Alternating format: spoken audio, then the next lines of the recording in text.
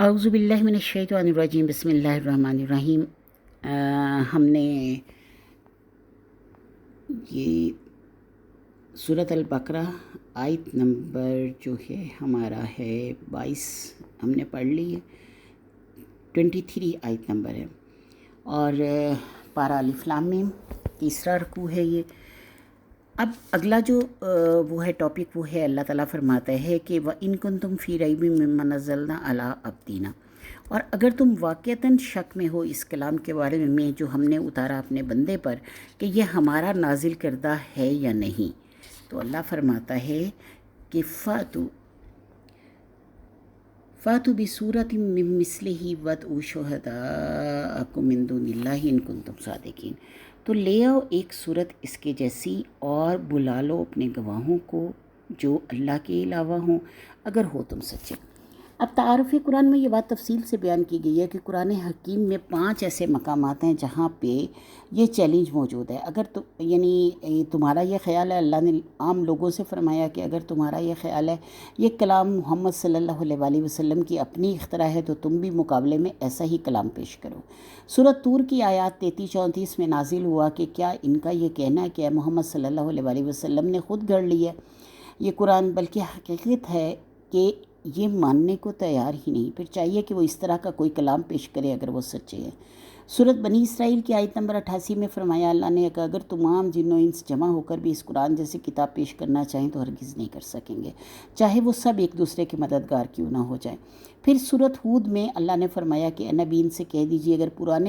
پورے قرآن کی مثال نہیں لا سکتے یہ تو ایسی 10 صورتیں گھڑ کے لے آؤ۔ اس کے بعد مزید اللہ نے فرمایا سورہ یونس میں اس جیسی ایک ہی صورت بنا کر لانے کا چیلنج دیا۔ مذکورہ بلاد یعنی جتنی بھی تمام مقامات ہیں مکی صورتوں میں سے، پہلے مدنی سورۃ البقرہ کی آیت زیر مطالعہ میں، یعنی یہ بہت بات بڑی اہتمام کے ساتھ فرمائی گئی۔ اگر تمام لوگوں کو اس بارے میں کوئی شک ہے جو ہم نے اپنے بندے پر نازل کیا یعنی اللہ کا کلام نہیں ہے تو اس جیسی صورت تم بھی لے آؤ۔ یہ ایک صورت کوثر کی مساوی ہو سکتی ہے۔ اب اس کا واقعہ یہ تھا کہ حج کے دن تھے، حج کے دنوں میں اس وقت چونکہ حج اس طرح سے یعنی نہیں کیا جا رہا تھا جو کہ آج مطلب حج کے سارے مناسک نہیں تھے، کچھ بھی نہیں تھا اس وقت، اور وہ جس طرح سے چلا آ رہا تھا پیچھے مطلب نبی کریم صلی اللہ علیہ وآلہ وسلم کے اس کے حساب سے دین کے حساب سے ہمیں جو سکھایا گیا تھا اس میں تو ٹائم لگا،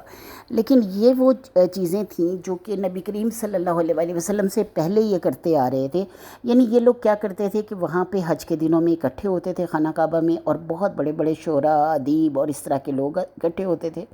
تو اللہ تعالیٰ نے فرمایا کہ ایک اس پہ کھجور کی چھال پہ لکھو انا اعطیناک کل کوثر فصلی لربک وانحر ان شانئک هو الابتر، اسے خانہ کعبہ کے دروازے پہ لٹکا دو۔ اب جب خانہ کعبہ کے دروازے پہ لٹکا دی گئی وہ صورت اور ان کو چیلنج دیا گیا کہ تم اس جیسی ایک صورت لے آؤ، تو وہ اس چیلنج کو پورا نہ کر سکے، یعنی سارے اکٹھے ہو گئے لیکن اس چیلنج کو پورا نہ کر سکے۔ تو اللہ تعالیٰ نے یہ 5 مقامات پہ مختلف جگہ پہ یہ چیلنج دیا ہے انسانوں کو۔ اب اللہ فرماتا ہے وَادْعُوا شُهَدَاءَكُم مِّن دُونِ اللَّهِ إِن كُنتُمْ صَادِقِينَ، اور بلا لو اپنے گواہوں کو اگر علاوہ اللہ کے اگر ہو تم سچے۔ یعنی اللہ تعالیٰ فرماتا ہے کہ شعراء قریش کا خیال تھا کہ شعراء کے پاس جن ہوتے ہیں جو انہیں شعر سکھاتے ہیں، ورنہ عام آدمی تو شعر نہیں کہہ سکتا۔ چنانچہ فرمایا کہ جو بھی تمہارے مددگار ہو ایک اللہ کو چھوڑ کر جس کی بھی تم مدد حاصل کر سکتے ہو، جنات ہوں، انسان ہوں، خطیب ہوں، شعراء ہوں، ادیب ہوں، ان سب کو جمع کر لو، اس قرآن میں جیسی ایک صورت بنا کر لے آؤ اگر تم سچے ہو۔ تو قرآن کا انداز یہ ہے کہ وہ اپنے اندر جھانکنے کی دعوت دیتا ہے، چنانچہ یہاں گویا آنکھوں میں آنکھیں ڈال کر یہ کہا جا رہا ہے۔ پھر اللہ فرماتا ہے فَإِن لَمْ تَفْعَلُوا وَلَن تَفْعَلُوا، اور پس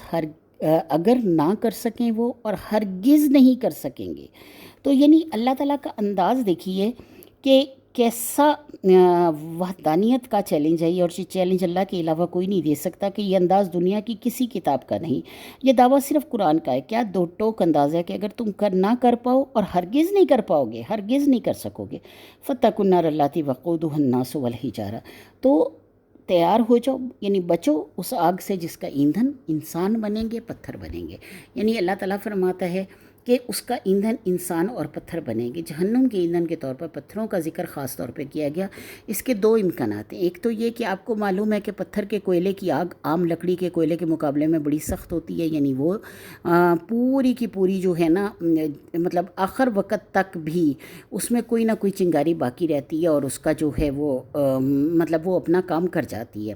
تو اللہ فرماتا ہے آگ بڑے بڑے پتھروں سے دہکائی جائے گی، اور دوسرے یہ کہ مشرکین نے جو معبود تراش کر رکھے ہیں اور جو پتھر ہوتے تھے، اور مشرکین کو آگاہ کیا جا رہا ہے کہ تمہارے ساتھ تمہارے ان معبودوں کو بھی جہنم میں جھونکا جائے گا، تاکہ تمہاری حسرت کے اندر اور اضافہ ہو کہ یہ ہیں وہ معبود جو باطل تھے، جن سے ہم دعائیں مانگا کرتے تھے، جن کے سامنے ماتھے ٹیکا کرتے تھے، وہ بھی ہمارے ساتھ یہاں جل رہے ہیں۔ اعدت للکافرین یعنی تیار کی گئی ہوگی وہ کافروں کے لیے۔ اب آگے اس کے اگلی جو وہ ہے اس میں اللہ تعالیٰ نے بشارت دی ہے جنت کی۔ اللہ فرماتا ہے وبشر الذین آمنوا وعملوا الصالحات، اور بشارت دے دیجیے نبی ان لوگوں کو جو ایمان لائے اور جنہوں نے نیک کام کیے، ان لہم جنت تجری من تحتہا الانہار، یہ کہ ان کے لیے جنت ہے اور باغات ہیں جن کے نیچے نہریں بہتی ہوں گی۔ اور یہ لفظی ترجمہ ہے، مراد یہ ہے کہ جن کے دامن میں ندیاں بہتی ہوں گی، اس لیے کہ فطری باغ عام طور پر ایسا ہوتا ہے کہ جس میں ذرا اونچائی پہ درخت لگے ہوں اور دامن میں ندی بہہ رہی ہو، جس کے خود بخود یعنی وہ جو پانی ہے وہ ان کی درختوں کی جڑوں تک پہنچتا ہو۔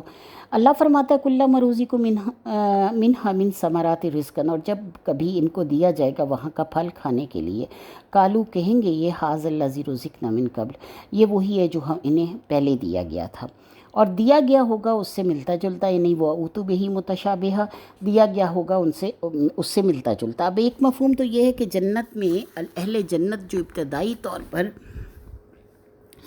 دعوت یا ضیافت یا وہ دی جائے گی، وہ پھل پیش کیے جائیں گے دنیا میں معروف ہیں، مثلا انار، انگور، سیب، کھجور وغیرہ۔ اہل جنت انہیں دیکھ کے کہیں گے یہ تو وہی پھل ہے جو ہم دنیا میں کھاتے آئے ہیں، لیکن جب انہیں چکھیں گے تو ظاہری مشابہت کے باوجود ذائقے میں زمین آسمان کا فرق ہوگا۔ اور ایک مفہوم یہ بھی لیا گیا کہ اہل جنت کو جنت میں وہی پھل ملتے رہیں گے، لیکن ہر بار ان کا ذائقہ بدلتا رہے گا، ان کی شکل و صورت وہی لے گی لیکن ذائقہ وہ نہیں ہوگا۔ یہ لہٰذا یہ دنیا والا معاملہ نہیں ہوگا کہ ایک